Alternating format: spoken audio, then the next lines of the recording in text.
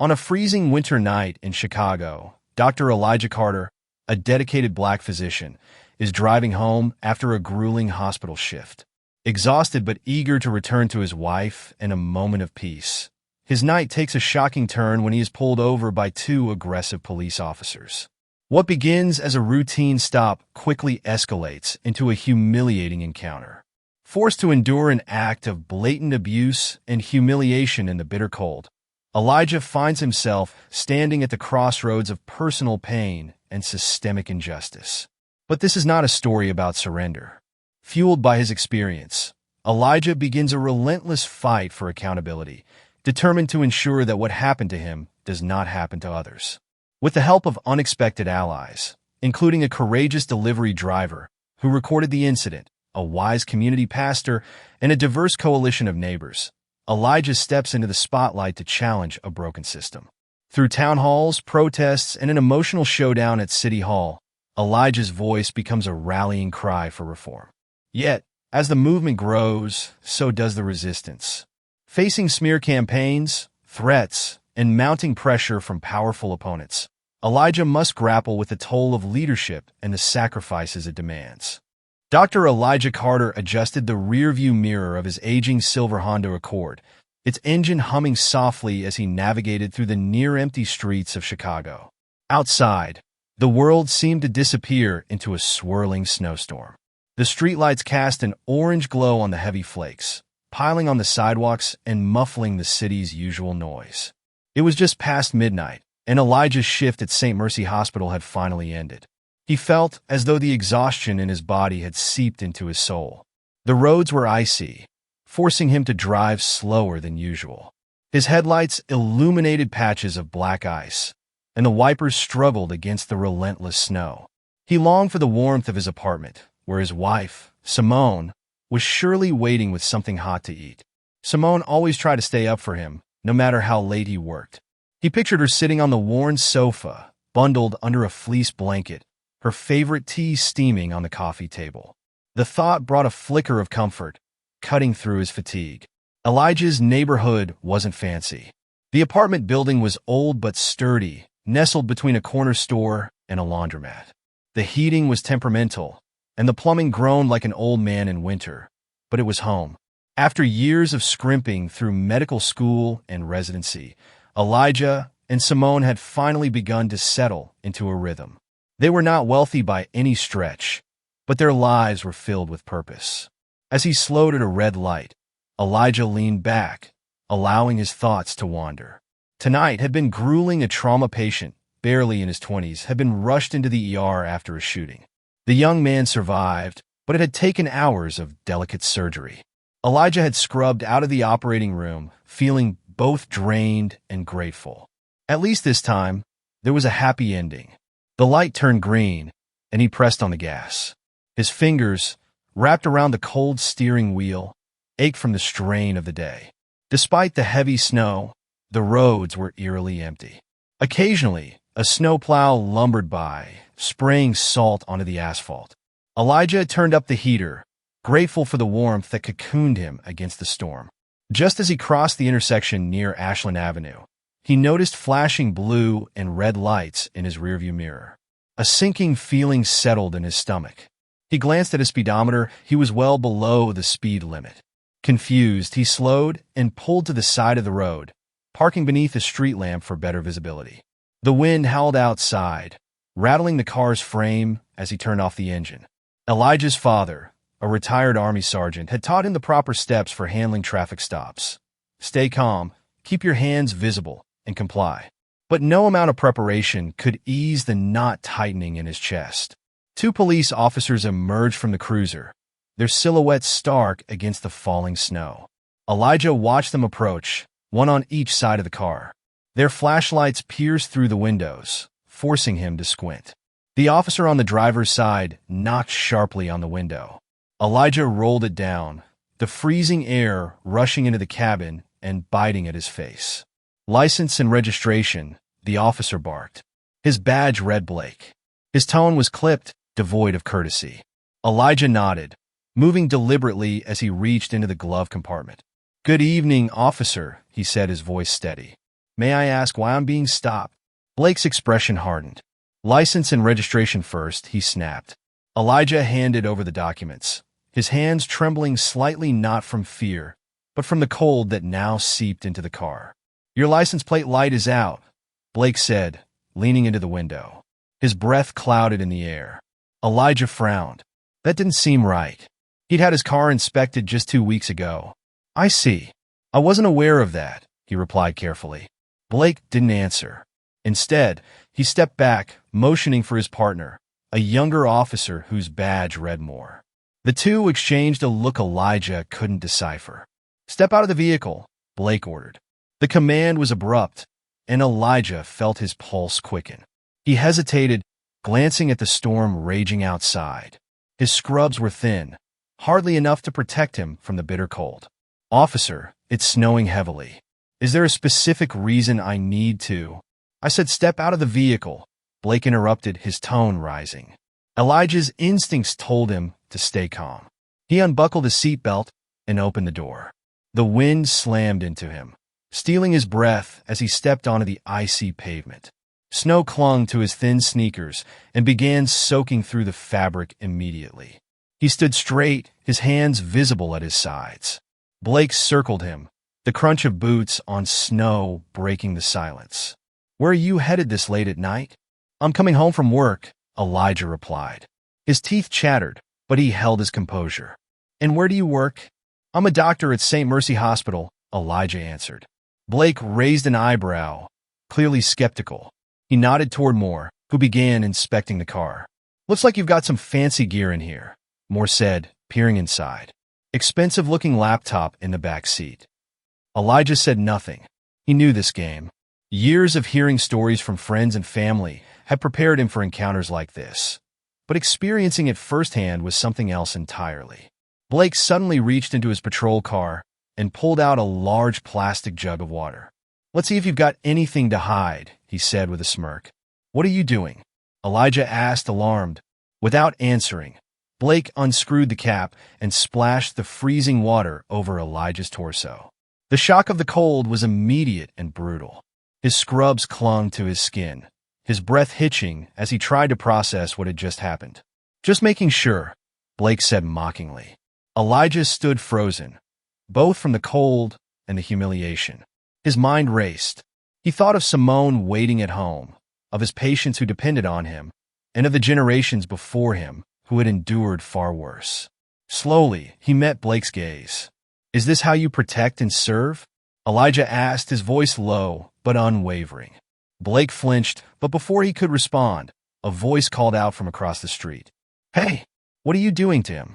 Elijah turned his head slightly, spotting a figure standing under the awning of a corner store.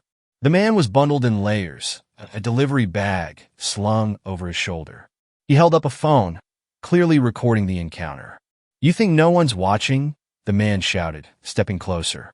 Blake's face darkened, and he motioned for Moore to retreat. The tension shifted, the presence of a witness altering the power dynamic. You're free to go, Blake muttered, tossing Elijah's license and registration onto the wet pavement. Elijah bent slowly to pick them up, his soaked scrubs clinging uncomfortably as he straightened. Without a word, he climbed back into his car, shutting the door against the storm. As he drove away, his hands trembling on the steering wheel, he glanced at the man in his rearview mirror. The delivery driver waved, mouthing something Elijah couldn't hear, but understood all the same. I've got your back. Elijah's hands gripped the steering wheel as tightly as his frozen fingers would allow. The heater in his old Honda Accord sputtered against the deep chill that had seeped into his body. His soaked scrubs clung to him, cold and heavy, a constant reminder of the humiliation he had just endured. His breath, shallow and uneven, fogged up the windshield as he maneuvered cautiously through the icy streets. The delivery driver's image lingered in his mind. The man's simple act of stepping forward, recording the scene, had stopped the officers in their tracks. Elijah didn't know his name, but in that moment, he had been an ally, a witness when it mattered most. The snowstorm showed no signs of letting up. Streetlights illuminated the falling flakes, casting a surreal glow over the otherwise lifeless streets. Elijah's neighborhood came into view, the worn brick apartment buildings huddled together as if bracing against the cold. He parked and trudged toward the entrance of his building, his sneakers squelching with each step. The elevator groaned as it carried him to the third floor. By the time he reached the door to his apartment, Elijah's teeth were chattering uncontrollably. He fumbled with his keys, finally managing to unlock the door. Inside, the familiar warmth of home greeted him. A soft yellow lamp cast its glow over the small living room. The scent of lavender lingered Simone's favorite candle, its flame flickering on the coffee table. She had fallen asleep on the couch, wrapped in a thick blanket, her curly hair spilling over the cushion. Elijah stood frozen in the doorway, unwilling to disturb her peace. But his soaked clothes betrayed him. A small puddle formed at his feet, the sound of dripping water drawing Simone's attention. Her eyes fluttered open, and she sat up abruptly. "Elijah," she said, her voice thick with concern as she took in his appearance. "What happened? Why are you soaking wet?" He couldn't answer immediately. The words tangled in his throat, his exhaustion amplifying the weight of the night. Simone rose quickly, pulling the blanket around herself. She placed a hand on his arm, guiding him toward the bathroom. "Come on, you're going to get sick," she said, her voice steady despite her visible worry. Once inside, Elijah peeled off his wet scrubs, his movements slow and deliberate. He stepped into the hot shower, the water stinging his cold skin. As the warmth returned to his body, the events of the night played on a loop in his mind. The flashing lights, Officer Blake's smirk, the icy water cascading over him. He clenched his fists, his jaw tightening. By the time he emerged from the bathroom, dressed in dry sweats, Simone was waiting with a steaming cup of tea. She sat cross-legged on the couch, her expression a mixture of patience and urgency. "Elijah," she began softly, "what happened out there?" He sank onto the couch beside her, holding the tea in his hands as if it were the only thing anchoring him. Slowly, methodically, he recounted the story. Simone's face shifted from confusion to disbelief, then to anger. "They poured water on you? In this weather?" she asked, her voice rising. "Yes," Elijah replied, his tone even, though the memory still stung. "They said they were checking for hidden compartments. But it was just an excuse." Simone stared at him, her hands gripping the edge of the blanket. "And you just took it? Why didn't you say anything?" "What was I supposed to say, Simone?" Elijah said, his voice cracking. "You think they would have listened? You think I didn't want to fight back? I wanted to scream, but I knew what could happen if I did. I knew what I could lose."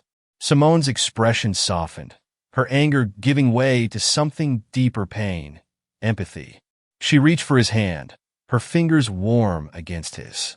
"I'm sorry," she said quietly. "I didn't mean. I just hate that this happened to you, that it happens to anyone."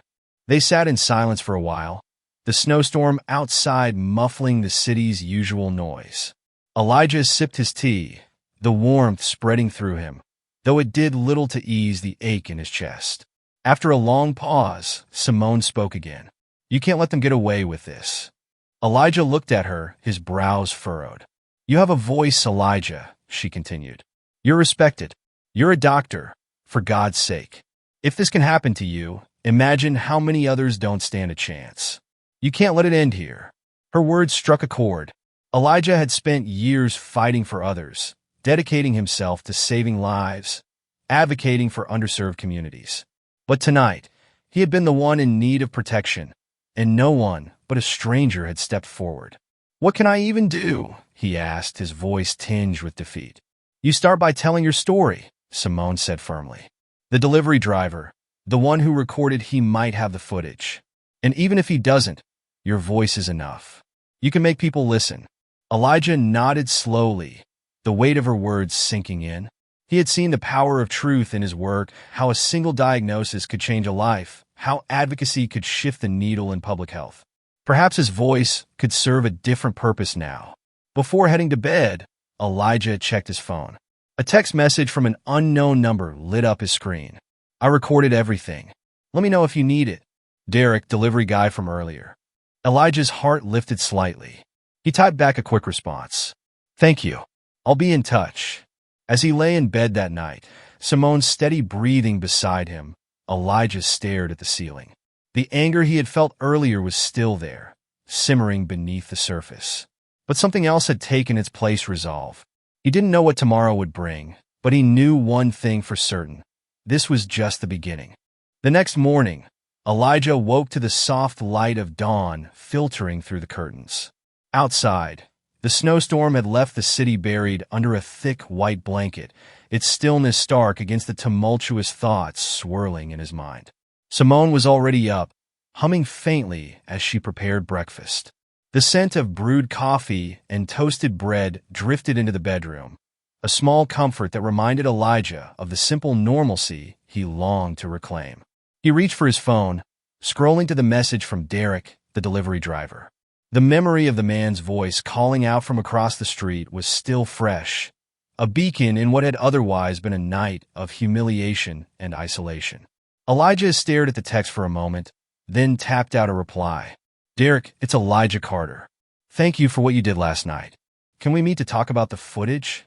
The response came quickly. "Of course. My shift ends at noon. I can meet you at the coffee shop on Oak Street." Elijah felt a flicker of relief. There was something empowering about taking the first step, even if it felt small compared to the weight of the injustice he had endured. At the coffee shop, the air was thick with the aroma of roasted beans and the quiet murmur of conversations. Elijah spotted Derek at a corner table, his delivery bag leaning against his chair. The man looked younger than Elijah had expected, probably in his late 20s, with a wiry frame and a focused demeanor. "You made it," Derek said, standing and extending a hand. His grip was firm, his expression earnest. "Thanks for meeting me," Elijah replied, sliding into the seat across from him. "And for what you did last night." Derek shrugged, his cheeks flushing slightly.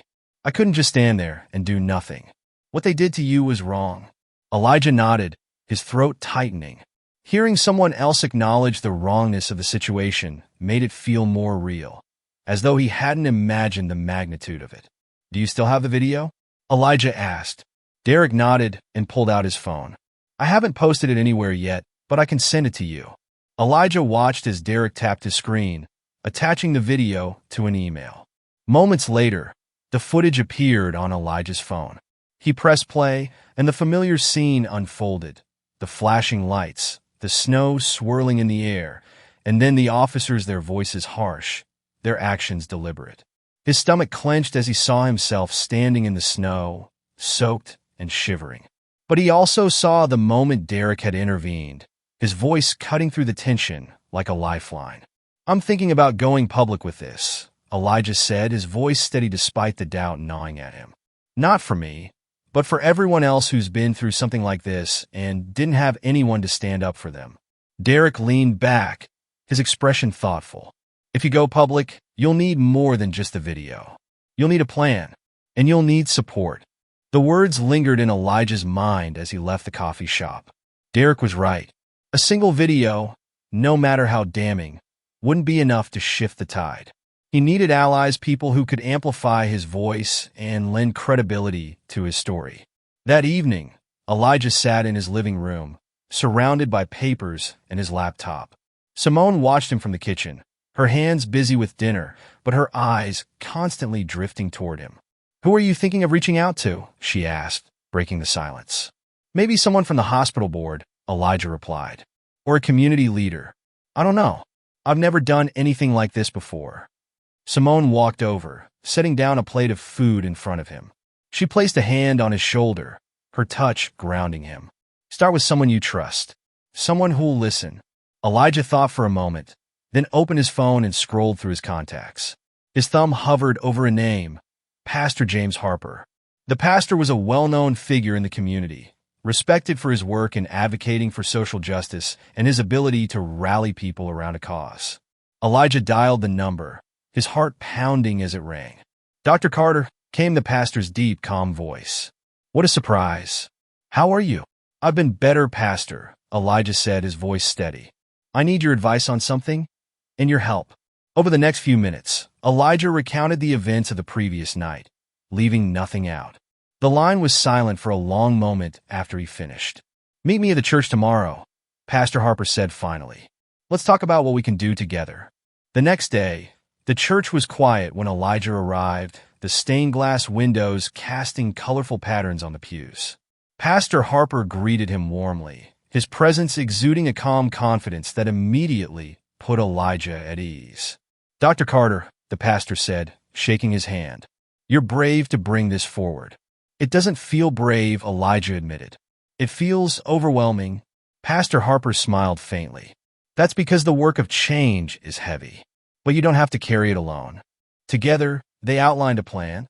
Pastor Harper suggested organizing a community forum where Elijah could share his story and others could come forward with their own experiences. The forum would be the first step in building a coalition to push for systemic reform. We'll need to involve the media, Pastor Harper said. The more people who see this, the harder it'll be for anyone to ignore. Elijah nodded, the weight in his chest lightening just a little. For the first time since the incident, he felt like he was moving forward, not just reacting to what had happened. By the time Elijah returned home, the plan was in motion. Pastor Harper had already reached out to local journalists, and Derek had agreed to attend the forum to share his perspective as a witness. That night, as Elijah sat with Simone in their small living room, he allowed himself a moment of hope. The road ahead would be long, but he was no longer standing at its starting point alone. Do you think it'll work? Simone asked, her voice soft. Elijah thought about the delivery driver who had stepped into the storm, the pastor who had offered his guidance, and the strength he drew from Simone's unwavering support. It has to, he said. The sanctuary of Pastor Harper's church buzzed with quiet anticipation as people began filing into the pews. The heavy wooden doors creaked open and shut against the cold evening air, letting in bursts of icy wind and the muffled sounds of the city beyond.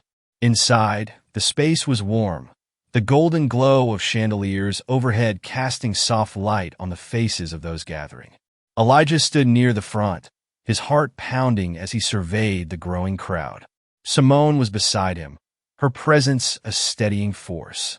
Pastor Harper moved gracefully through the room, greeting attendees with a firm handshake and a kind word. The turnout was already larger than Elijah had expected. You're going to be great, Simone said, giving his arm a reassuring squeeze. Elijah nodded, though his nerves remained tightly coiled. This wasn't a hospital operating room where he could rely on years of training to guide him. This was uncharted territory, and the stakes felt impossibly high. Dr. Carter. Elijah turned to see Derek approaching, his delivery bag absent for once. He was dressed simply in jeans and a thick jacket, his face a mix of determination and unease. I'm here, Derek said, offering a quick nod. Let's do this. Thank you for coming, Elijah replied, his voice steadying. It means a lot. Derek shrugged. You stood out there and took it. The least I can do is stand here with you.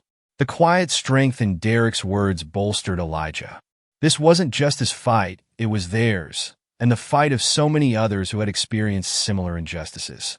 As the forum began, Pastor Harper took to the pulpit. His rich, resonant voice filled the sanctuary, calling for unity and action. Tonight, we gather not just to hear one man's story, he said, gesturing toward Elijah, but to acknowledge a truth too many of us know. This is about more than a single incident. It's about a system that must be held accountable, and about a community that will no longer be silenced. The audience erupted into applause, their collective energy filling the room. Elijah took a deep breath as Pastor Harper motioned for him to step forward. He walked to the podium, the weight of dozens of eyes pressing on him. For a moment, he froze, his thoughts scattering. Then he glanced at Simone, whose quiet smile anchored him. My name is Dr. Elijah Carter, he began, his voice steady but low. I'm a physician at St. Mercy Hospital, a husband, and a member of this community. And last week, I was humiliated by those who were supposed to protect me.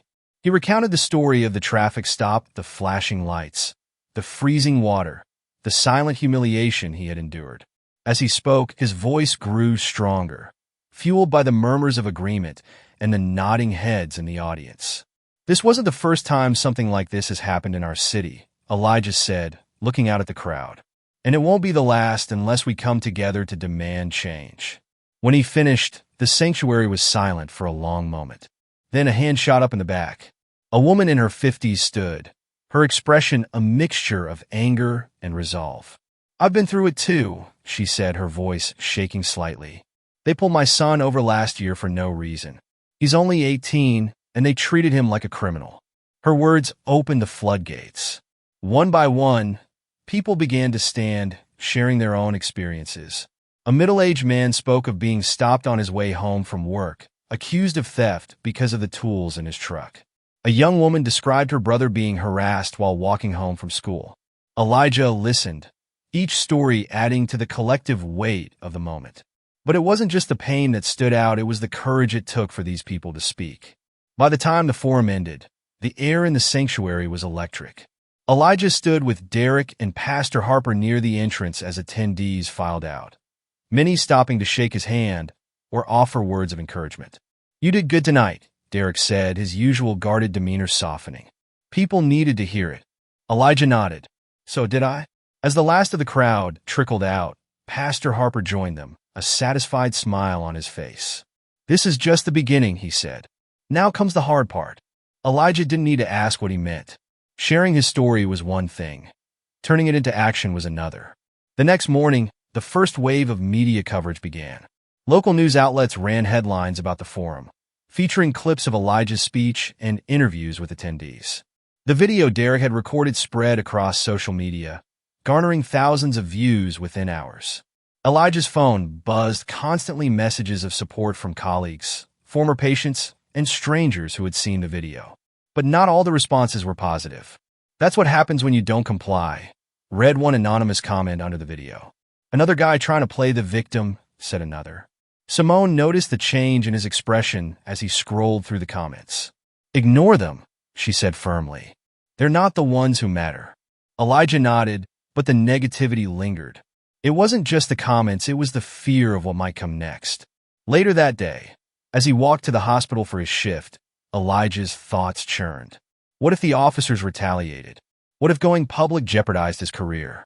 But as he entered the hospital, a familiar voice called out, "Dr. Carter."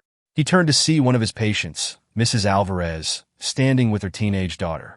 The woman smiled warmly, her expression filled with gratitude. "I saw the video," she said. "What you're doing, it's brave. People like you give the rest of us hope." Her words stopped Elijah in his tracks. In all his years of practicing medicine, he had never thought of himself as brave, just determined to do his part.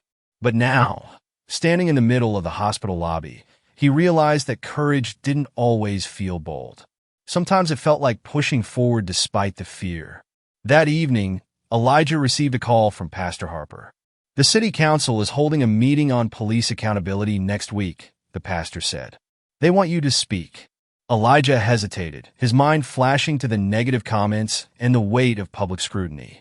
But then he thought of Derek, the forum attendees, and Mrs. Alvarez. This wasn't just about him. "I'll be there," he said. The city council meeting was less than a week away, and every day leading up to it felt heavier than the last. Elijah sat at the small kitchen table in his apartment, papers scattered around him. He had spent the past few nights reading everything he could about police accountability statistics, reform proposals, and stories from other cities where individuals like him had sparked change. Yet, despite the growing stack of information, a voice in the back of his mind whispered that he wasn't ready. Simone poured him a fresh cup of coffee, her hand briefly brushing his shoulder as she set the mug down. "You're overthinking it," she said gently. "Am I?" Elijah asked, gesturing to the chaotic spread of notes and articles. "This isn't just about me standing up there and telling my story. If I'm not prepared, if I don't back up my words with facts, they'll dismiss me before I even get started." "They might," Simone admitted, sitting across from him. "But you're not doing this alone. Pastor Harper is coming with you. Derek will be there. And you have the truth on your side. That matters." Elijah sighed, leaning back in his chair. "The truth isn't always enough. It is if you refuse to let them ignore it," Simone said firmly. Her unwavering confidence buoyed him, even as doubt lingered. He reached for her hand, grateful for her strength when his own faltered. The day of the city council meeting arrived, and Elijah felt the weight of it the moment he woke. He dressed carefully in his best suit, a dark navy one Simone had picked out for him years ago when he gave his first keynote address as a physician. As he adjusted his tie in the mirror, his reflection looked composed, but his stomach churned with unease. Outside, Derek was waiting by his car, bundled against the lingering winter chill. "You ready for this?" he asked as Elijah approached. "As ready as I'll ever be," Elijah replied, climbing into the passenger's seat. The drive to City Hall was quiet, the tension between them palpable. Derek had been uncharacteristically subdued in the days leading up to the meeting, though he had continued to show up, unwavering in his support. "You know," Derek said suddenly, breaking the silence, "when I saw what they were doing to you that night, I almost didn't say anything. I've seen cops pull people over before. I figured it wasn't my business." Elijah glanced at him, surprised by the admission. "But then I thought about my brother," Derek continued, his voice low. "He was stopped by the cops last year, right outside our apartment. He didn't do anything wrong, but they shoved him around, accused him of dealing drugs. If someone had stepped in for him, he trailed off, gripping the steering wheel tightly. You stepping in that night, it made all the difference," Elijah said. Derek shrugged, his expression guarded. "Let's just make sure it counts for something." City Hall was bustling with activity as they arrived. Cameras lined the steps, journalists shouting questions at anyone entering the building. Elijah spotted Pastor Harper, standing near the entrance, his calm demeanor a sharp contrast to the chaos surrounding him. "Elijah," the pastor greeted him with a firm handshake. "It's good to see you." "Good to see you too, Pastor," Elijah replied, though his nerves were evident in his voice. "Remember," Harper said, placing a reassuring hand on his shoulder, "this is your moment. Speak your truth, and let the rest fall where it may." The words steadied Elijah as they walked into the chamber together. Inside, the council meeting was already underway. The large room was packed with attendees, city officials, police representatives, journalists, and members of the public. Elijah scanned the crowd, recognizing a few faces from the community forum. Seeing them there, their presence a silent show of solidarity, gave him strength. The council members sat in a semicircle at the front of the room, their expressions ranging from bored to wary. In the center sat Councilwoman Joanne Winters, known for her no-nonsense approach and her outspoken criticism of police misconduct. "We'll now hear from Dr. Elijah Carter," Winters announced, her voice carrying over the murmur of the room. Elijah rose from his seat, the weight of dozens of eyes following him as he walked to the podium. He placed his prepared notes on the stand, but his hands remained at his sides, gripping the edge for support. "Good morning," he began, his voice steady despite the tremor he felt in his chest. "My name is Dr. Elijah Carter, and I'm here to share a story, one that I wish I didn't have to tell." He recounted the traffic stop in vivid detail, the icy water pouring over him, the humiliation he had endured, and the moment a stranger had stepped forward to intervene. As he spoke, the room grew silent, the weight of his words sinking into the crowd. "This isn't just about what happened to me," Elijah continued, his voice growing stronger. "It's about the countless others who've experienced similar abuses but didn't have the platform to speak out. It's about a system that allows power to go unchecked, leaving people like us vulnerable." He paused, letting the silence stretch before adding, "This city deserves better. We all deserve better." The audience erupted into applause as Elijah stepped back from the podium. Councilwoman Winters nodded approvingly, but not all the council members seemed moved. Some whispered among themselves, their expressions skeptical. The next speaker was Chief Leonard Vaughn of the Chicago Police Department, a tall man with a commanding presence. Vaughn adjusted his microphone before addressing the room. "While I sympathize with Dr. Carter's experience," Vaughn began, "it's important to remember that these incidents are exceptions, not the rule. Our officers are under tremendous pressure every day, and the majority of them serve with integrity." Elijah felt a wave of frustration rise within him as Vaughn continued, painting the incident as an isolated case rather than part of a systemic issue. When Vaughn finished, Councilwoman Winters spoke up. "Chief Vaughn, how do you explain the body camera footage that conveniently malfunctions during incidents like this? Or the 18 formal complaints against officers in your department last year, only 2 of which were fully investigated?" The chief faltered, his confident demeanor slipping. By the end of the meeting, it was clear that the council was divided. While some members expressed support for immediate reforms, others pushed back, citing concerns about resources and the need for further review. Outside, the crowd had swelled. Protesters held signs reading justice for all and accountability now. Elijah stood with Pastor Harper and Derek on the steps, addressing a group of reporters. "This isn't just about one man's story," Elijah said into the microphones. "It's about creating a system that serves everyone fairly. This is just the beginning." That night, as Elijah and Simone sat together on the couch, she squeezed his hand. "You were incredible today," she said. "I don't know," Elijah replied, his voice heavy with doubt. "I'm not sure if it was enough." "It was more than enough," Simone said firmly. "Because you didn't just speak for yourself, you spoke for all of us." Elijah leaned back, letting her words sink in. For the first time in days, he felt a flicker of hope. Elijah sat in his living room the morning after the city council meeting, his laptop open on the coffee table. News clips from the event played on loop, each one dissecting his testimony and the tense exchange between Councilwoman Winters and Chief Vaughn. He sipped his coffee absently, his focus split between the coverage and the thoughts racing in his mind. Simone walked in from the kitchen, her own mug in hand. "You've been glued to that screen since sunrise," she said, sitting beside him. "People are talking," Elijah replied, gesturing at the headlines. "It's everywhere." Simone glanced at the laptop. The headlines varied from supportive to dismissive. Doctor calls out police misconduct in powerful testimony. Council divided on police accountability measures. Chief Vaughn defends department amid controversy. "That's good, right?" Simone asked. "It's a start," Elijah said. "But talk isn't enough. We need action." Before Simone could respond, Elijah's phone buzzed on the table.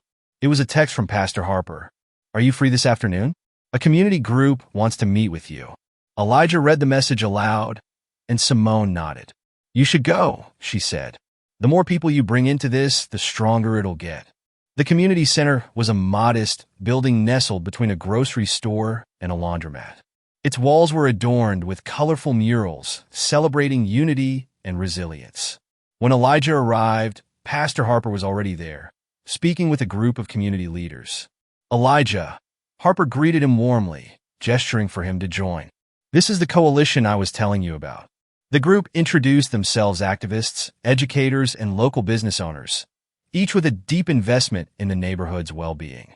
"We've been following your story," said one woman, a middle school teacher named Lorraine. "What happened to you struck a nerve with a lot of people. It's time we push for real change." The group spent the next hour discussing strategies, from organizing rallies to drafting a petition demanding immediate reforms. They wanted body camera compliance to be enforced, civilian oversight boards strengthened, and de-escalation training for officers mandated. "Change won't happen overnight," said Darnell, the owner of a barbershop down the street. "But if we stay united, they'll have no choice but to listen." Elijah felt a renewed sense of purpose as he listened to their ideas. These were people who had lived the same injustices he was fighting against, and their collective energy was contagious. By the time Elijah returned home, the coalition's plans were already taking shape. He sat at the dining table with Simone, outlining the next steps. "They want me to speak at the rally next weekend," Elijah said, his voice tinged with hesitation. "Good," Simone said. "You've already proven you can inspire people. This is just another step." Elijah leaned back, letting out a slow breath. "I just hope it's enough." "It will be," Simone said, her hand resting on his. "Because you're not doing this alone anymore." The following days brought a mix of progress and challenges. The video of Elijah's testimony at the council meeting continued to spread online, drawing national attention. Messages poured in from people across the country, some sharing their own stories of police misconduct, others offering words of support. But not all the attention was positive. Anonymous messages began appearing in Elijah's inbox, some accusing him of stirring trouble, others outright threatening him. He showed Simone one particularly vile message, her face darkening as she read it. "You should report this," she said firmly. "To who?"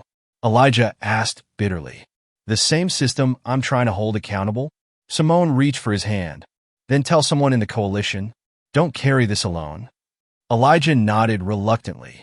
He brought the messages to Pastor Harper, who immediately reassured him that steps would be taken to ensure his safety. "You're shaking a tree that's been rotten for a long time," Harper said. "Some of those branches are going to fall hard, but that's why we're here to catch you if they do." The day of the rally arrived, and Elijah stood at the edge of the park, watching as people streamed in. The coalition had worked tirelessly to organize the event, and the turnout reflected their efforts. Families, students, and community members gathered, holding signs with messages like "Justice for all" and "Accountability is non-negotiable." Derek approached, a camera slung over his shoulder. "Figured I'd help document the day," he said, nodding toward the growing crowd. "Thanks, Derek," Elijah said. "For everything." "Don't mention it," Derek replied. "This is bigger than us." As the rally began, speakers took turns addressing the crowd. Lorraine spoke passionately about her students and the need to create a safer community for future generations. Darnell shared his experiences of being profiled while driving home from his own business. Each voice added to the growing momentum. When it was Elijah's turn, he stepped up to the microphone, the sea of faces before him a mix of hope and determination. "Standing here today," he began, "I'm reminded of something my father used to say. Courage doesn't mean you're not afraid. It means you move forward anyway." He recounted his story once more, weaving it into the broader narrative of systemic injustice. But this time, his words carried a new weight, not just anger or pain, but resolve. "This isn't about one night," Elijah said, his voice rising. "It's about a system that needs to change. It's about ensuring that no one else has to endure what I did. And it's about reminding those in power that their badge is not a shield against accountability." The crowd erupted into cheers, their voices echoing through the park. Elijah stepped back, his heart pounding, but his spirit steady. Later that evening, as the park emptied and the coalition gathered to debrief, Lorraine approached Elijah with a smile. "You've started something powerful," she said. "No," Elijah replied, shaking his head. "We've started something powerful." The ripple effects of the rally were immediate. Local news outlets covered the event extensively, and the coalition's petition began circulating online, gaining thousands of signatures within days. City officials were forced to take notice, with some even reaching out to schedule meetings with the coalition. But Elijah knew the fight was far from over.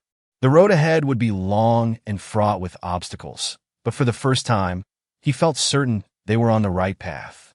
The momentum from the rally spread like wildfire. Within days, the coalition's petition had reached over 20,000 signatures. News outlets that had once ignored stories of police misconduct now sought out interviews with coalition leaders, amplifying their message.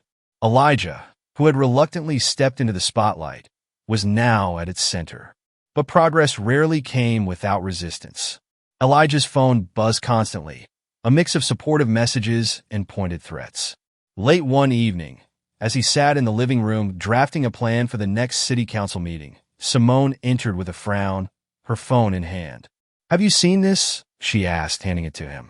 On her screen was an article posted by a local news site. "Activist doctor under scrutiny for past professional conduct." Elijah's stomach sank as he skimmed the piece. The article dredged up minor complaints he had faced years ago during residency, issues long resolved, but framed now as a pattern of irresponsibility. "They're trying to discredit you," Simone said, anger flashing in her eyes. Elijah set the phone down, running a hand over his face. "It was bound to happen," he said, though the sting of it was clear in his voice. "They're scared of you," Simone said firmly. "That's why they're doing this. You're forcing them to face the truth, and they don't like it." Despite her reassurances, the article left Elijah shaken.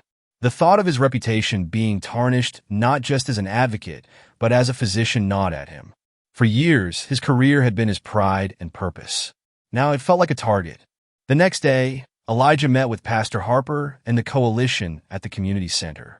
The room buzzed with energy as members discussed plans for their next moves. Town halls, meetings with council members, and a public campaign for police reform. But when Elijah mentioned the article, the energy shifted. "They're playing dirty," Lorraine said, crossing her arms. "This is exactly what they do to silence people's smear campaigns, digging up dirt that doesn't matter." "We need to address it," Derek added, his voice steady. If we let it go unchecked, it could derail everything. I'll make a statement, Elijah said reluctantly. I just don't want this to become the focus. It's not about me. It's not about you, Pastor Harper said, his calm voice cutting through the tension. But you are the face of this movement right now. How you handle this will set the tone for what comes next. The coalition agreed to draft a response, ensuring Elijah could focus on the broader mission while addressing the attacks head-on. That evening, Derek dropped by Elijah's apartment with a laptop and a plan. I've been thinking, Derek said, setting the laptop on the kitchen table. We got all these stories yours, the ones from the rally, the ones people keep sharing online. Why not compile them into something bigger? What do you mean? Elijah asked. A platform, Derek said, his excitement growing. A site where people can share their experiences with police misconduct. We document everything: names, dates, locations. If we can show this isn't isolated, we'll have undeniable proof that the system is broken. Elijah considered the idea, his initial hesitation giving way to intrigue. It's ambitious, he said, but it could work. It will work, Derek said with conviction. I'll handle the technical side. You just keep doing what you're doing.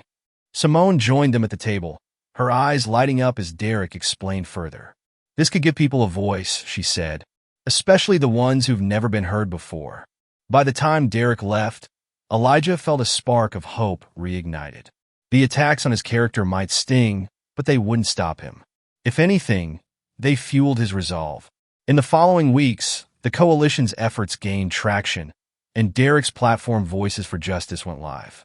Within hours, submissions poured in. Stories of traffic stops that turned into harassment, routine calls that ended in humiliation, and incidents of unnecessary force flooded the site. Each entry added to a growing tapestry of shared pain and solidarity. But the resistance from law enforcement and their allies intensified. Pro-police groups began holding counter-rallies, accusing Elijah and the coalition of demonizing officers. At one such event, a speaker called Elijah a dangerous agitator, drawing cheers from the crowd. Elijah watched the coverage of the counter-rally with Simone and Pastor Harper, his expression unreadable.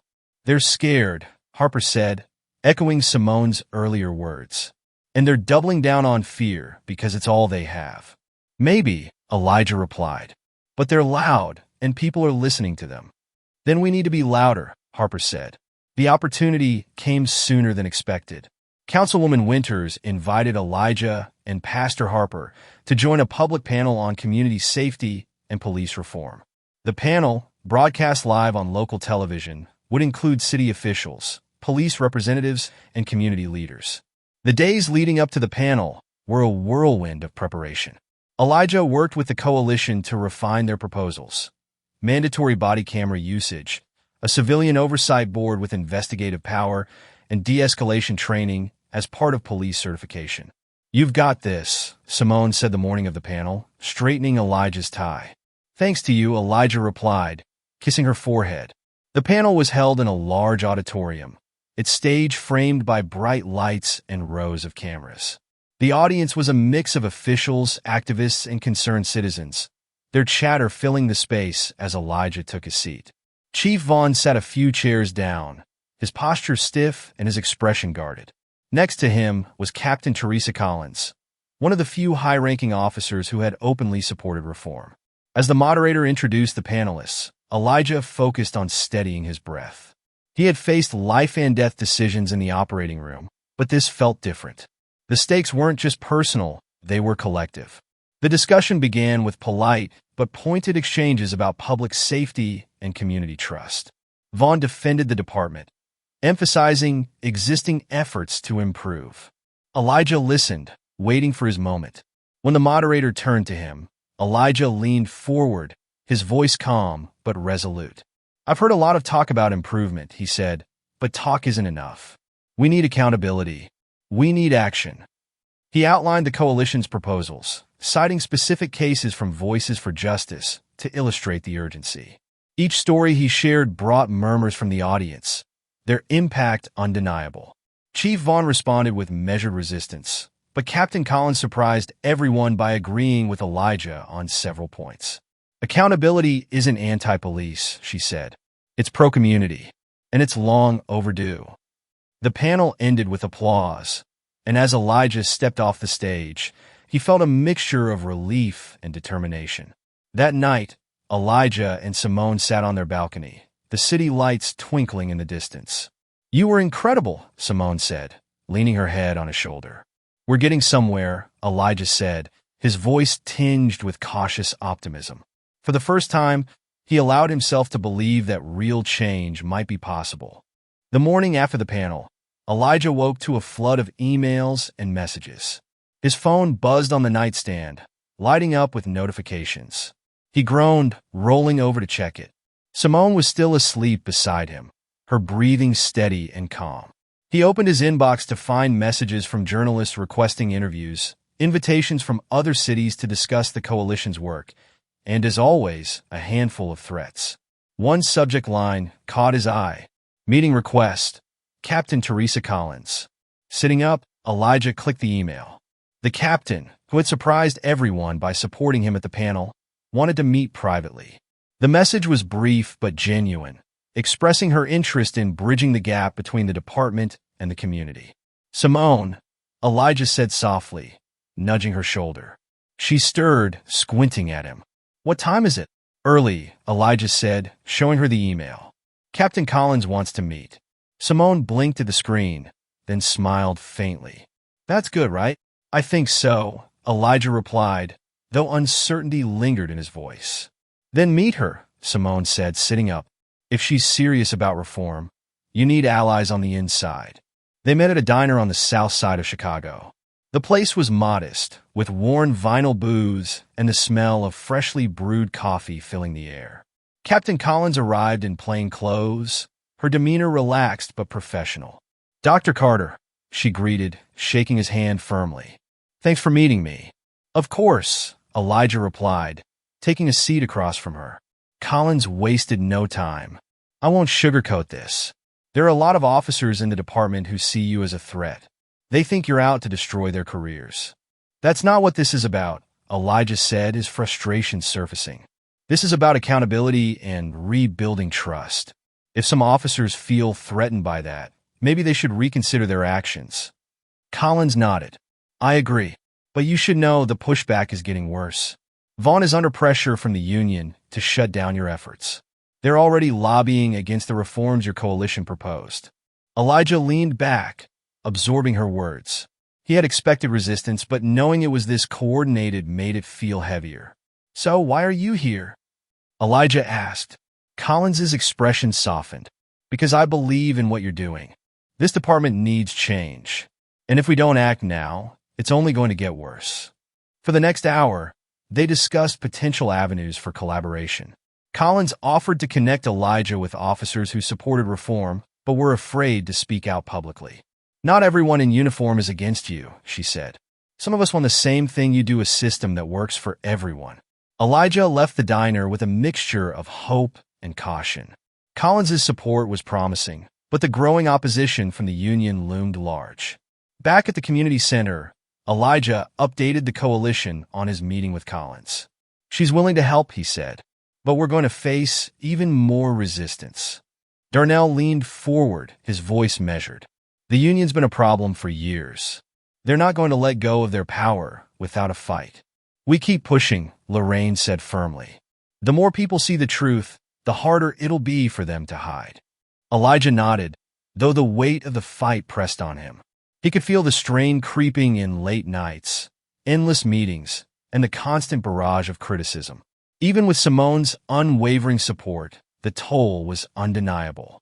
That evening, as Elijah walked home, the city's winter chill seeped through his coat. Snowflakes drifted lazily, illuminated by the amber glow of streetlights. His thoughts churned, replaying every conversation, every meeting, every moment of doubt.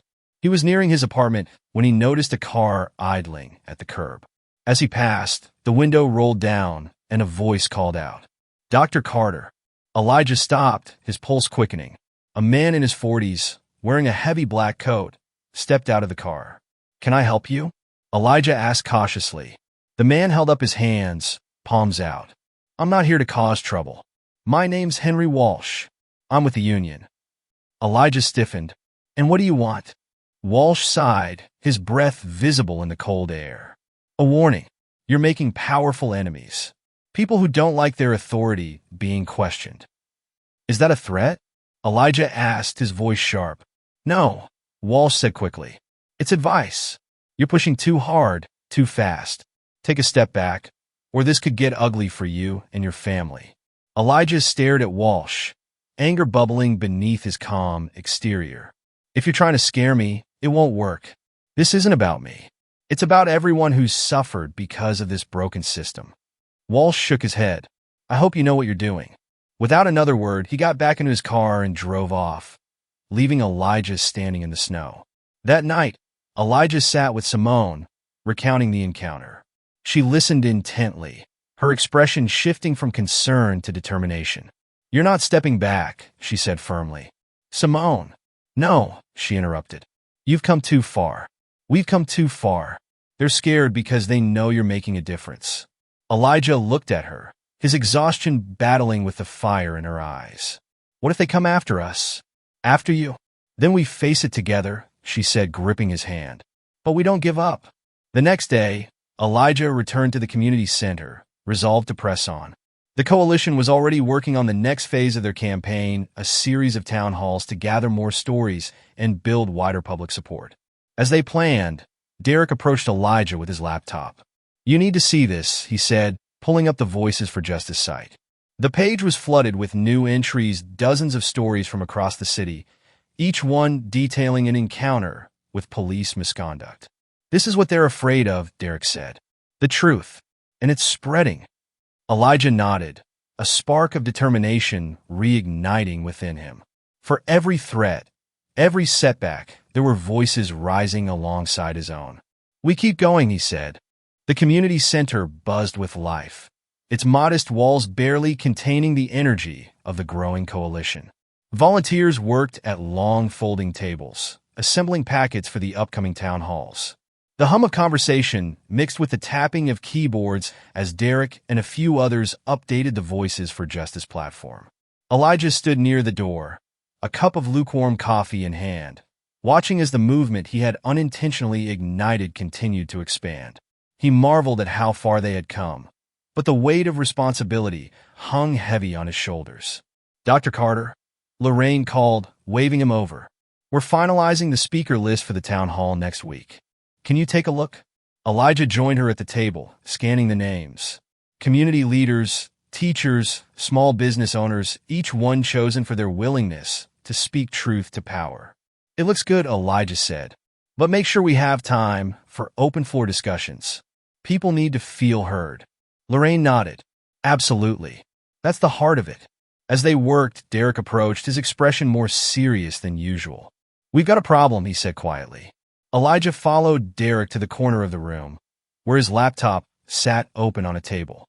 Derek clicked on a video that had just been uploaded to a social media platform. The grainy footage showed a group of counter-protesters gathering in front of City Hall, holding signs reading support our police and Carter's coalition is anti-law enforcement. In the video, one of the speakers, a middle-aged man with a booming voice, pointed directly at the camera. This so-called movement is tearing our city apart, he said. Dr. Carter and his people are nothing but agitators trying to undermine the men and women who put their lives on the line every day. Elijah's stomach twisted. He had known pushback was inevitable, but the video was already gaining traction, fueling a divisive narrative. They're trying to frame us as the enemy, Derek said, closing the laptop. They're scared, Elijah replied, though the confidence in his voice sounded hollow even to himself. The days leading up to the town hall were a whirlwind of preparation and tension. The coalition worked tirelessly to ensure the event would be a success, while counter-protesters ramped up their rhetoric, painting Elijah and his allies as radicals bent on destroying law enforcement. Elijah spent his evenings at home with Simone, finding brief moments of solace in her unwavering support. But even she could sense the strain he was under. You're carrying too much, she said one night, sitting beside him on the couch. I don't have a choice, Elijah replied, his voice heavy with exhaustion. If I don't, who will? Simone reached for his hand, her touch grounding him. You're not alone in this. Remember that. The night of the town hall arrived, and the community center was packed to capacity. People crowded into every corner, their voices blending into a low hum of anticipation. Outside, a small group of counter-protesters stood in the cold, their signs illuminated by the streetlights. Elijah stood backstage, the muffled sound of Lorraine's opening remarks filtering through the curtain. Pastor Harper joined him, his calm presence a welcome reprieve from the chaos. "Nervous?" the pastor asked. "A little," Elijah admitted. Harper smiled. "That's a good thing. It means you care." As Lorraine finished her introduction, Elijah stepped onto the stage to a wave of applause. He adjusted the microphone, taking a moment to steady himself before speaking. "Thank you for being here tonight," he began, his voice carrying over the crowd. "When this journey started, I didn't imagine it would lead to this. I was just a man driving home after work, pulled over for no reason and humiliated by those who were supposed to protect me." He paused, letting the weight of his words settle over the room. "But this isn't just about me. It's about all of us. It's about the mother who fears for her son every time he leaves the house. It's about the teacher who watches her students lose trust in the very system meant to safeguard them.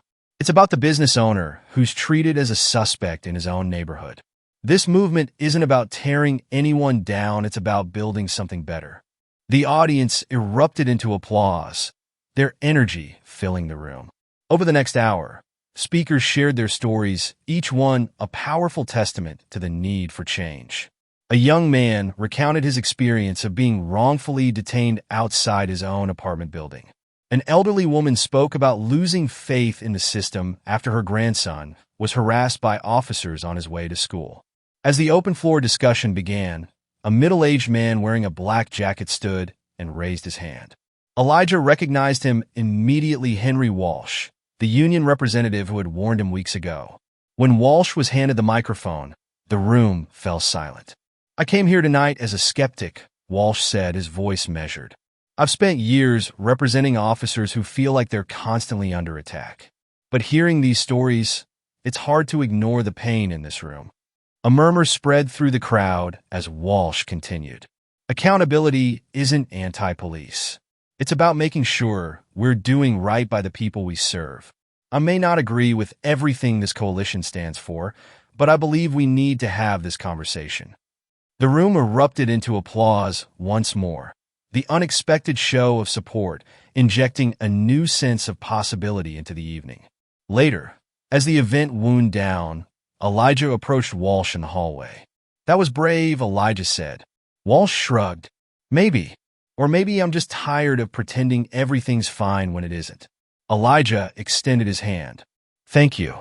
Walsh hesitated for a moment before shaking it. "Don't let up," he said. "You're making them listen." That night, as Elijah and Simone sat at their dining table, she placed her hand on his. "You were incredible tonight," she said. Elijah smiled faintly, though the exhaustion in his eyes was clear. "It's not over," he said. "There's still so much to do." "No," Simone replied, her voice firm. "But you're not doing it alone. And every step you take makes a difference." Elijah nodded, the weight on his shoulders feeling just a little lighter. For the first time in weeks, he allowed himself a moment of quiet hope. Elijah woke to sunlight streaming through the curtains, a rare moment of stillness filling the apartment. For the first time in weeks, there was no meeting to rush to, no looming event demanding his attention. The success of the town hall had given the coalition a much-needed boost, and Elijah finally allowed himself a moment to breathe. As he poured coffee into his favorite chipped mug, Simone entered the kitchen, her hair tied up and her expression bright. She had stayed by his side through every late night, every tense conversation, and every bout of doubt. "You should take today off," she said, leaning against the counter. Elijah chuckled softly. "I'm not sure I remember how." "You're going to have to try," Simone said, her tone playful but firm. "You can't pour from an empty cup, Elijah." He opened his mouth to argue, but she shot him a look that silenced him. "Fine," he said with a sigh. One day, later that morning, as Elijah scrolled through the coalition's updates, a notification popped up on his phone. It was an email from Councilwoman Winters. Dr. Carter, the Council has agreed to review the Coalition's proposed reforms in an emergency session next week. Your presence is requested to present your case. Congratulations on the progress. So far, this is a big step. Elijah read the message twice, his heart quickening. The Coalition's work was finally breaking through the political gridlock. He immediately called Pastor Harper, who picked up after the first ring. "She just emailed me," Harper said, his voice brimming with cautious optimism. "This is the moment we've been waiting for." The week leading up to the emergency council session was a blur of activity. The Coalition worked tirelessly, refining their proposals and preparing Elijah for his presentation. The main points were clear. 1. Mandatory body cameras. Strict enforcement of usage policies with severe consequences for violations. 2. Civilian Oversight Board. A committee with investigative authority to review complaints against officers. 3. De-escalation training. Annual certification for all officers in conflict resolution techniques. "We have to focus on practicality," Lorraine said during a meeting at the community center. "The council won't pass anything they think is unrealistic or too expensive. They'll look for any excuse to stall," Derek added. "We need to close every loophole they might exploit." The Coalition left no detail unaddressed, their unity a testament to the strength of their shared mission. On the morning of the emergency session, Elijah stood outside City Hall, staring up at the imposing stone building. Simone was beside him, her hand resting lightly on his arm. "You've got this," she said, her voice steady. Elijah nodded, taking a deep breath. He wasn't just representing himself today, he was carrying the voices of everyone who had shared their stories, everyone who had suffered in silence, and everyone who believed in the possibility of change. Inside, the council chamber was packed. Journalists lined the back wall, their cameras trained on the proceedings. Community members filled the seats, many of them wearing pins or holding signs that read "Voices for Justice." Councilwoman Winters called the meeting to order, her sharp gavel cutting through the noise. "Today, we will review the Coalition's proposed reforms to address concerns of police accountability and community trust. Dr. Carter, the floor is yours." Elijah stood, his prepared notes in hand, and approached the podium. The weight of the room's attention pressed on him, but he kept his voice steady. "Good morning," he began. "My name is Dr. Elijah Carter, and I stand before you not just as an advocate, but as a member of this community, one who has experienced firsthand the need for reform." He outlined the Coalition's proposals, presenting data, personal testimonies, and evidence from the Voices for Justice platform. With each point, he emphasized the practical benefits of reform, not just for the community, but for law enforcement itself. "This isn't about punishment," Elijah said. "It's about accountability. It's about ensuring that trust between law enforcement and the people they serve isn't just an ideal, but a reality." When he finished, the chamber was silent for a moment before applause broke out from the public seating. Elijah stepped back, his heart pounding, as council members began their discussion. The deliberations were tense. Some council members voiced concerns about funding and implementation, while others expressed outright skepticism about the need for reform. Chief Vaughn, seated with his advisors, leaned forward to speak. "While I agree that trust is important," he began, "these reforms could place undue strain on an already overburdened department." Councilwoman Winters countered swiftly. "And yet, Chief Vaughn, trust is impossible without accountability. Would you agree that transparency is the foundation of public service?" Vaughn hesitated, his confident demeanor cracking under her pointed question. As the debate continued, Elijah felt a hand on his shoulder. He turned to see Captain Collins, her expression serious but supportive. "They're listening," she said. "Keep pushing." After hours of deliberation, the council finally called for a vote. Elijah sat with the Coalition, his hands clasped tightly in his lap as the clerk called out each member's decision. One by one, the votes came in. "Motion passes," the clerk announced, her voice cutting through the tension. Elijah exhaled, the weight in his chest lifting as the room erupted into applause. Simone was the first to embrace him, her arms wrapping tightly around his shoulders. "You did it," she whispered. "No," Elijah said, his voice thick with emotion. "We did it. In the days that followed, the passage of the reforms sparked a wave of hope throughout the city.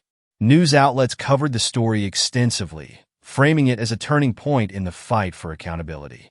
Community members celebrated, their voices amplified in a way that had once felt impossible. At the community center, the coalition gathered for a rare moment of reflection. Lorraine raised a glass of sparkling cider, a broad smile on her face. "To Elijah," she said, her voice warm, "for standing up when it mattered most." "To all of us," Elijah corrected, lifting his glass. Late that night, as Elijah and Simone sat on their balcony, the city spread out before them. He allowed himself a rare moment of quiet pride. "This isn't the end," he said, breaking the silence. "No," Simone agreed, resting her head on his shoulder. "But it's a beginning." Elijah stared out at the city lights, his heart full. Change wasn't easy, and it wasn't fast, but it was possible. And sometimes it started with one voice. If you've been inspired by Elijah's story and believe in the power of unity and resilience to create meaningful change, don't forget to like, subscribe, and share this story. By subscribing, you join a growing community committed to justice, accountability, and hope. Let's keep the conversation going and continue working toward a better future together.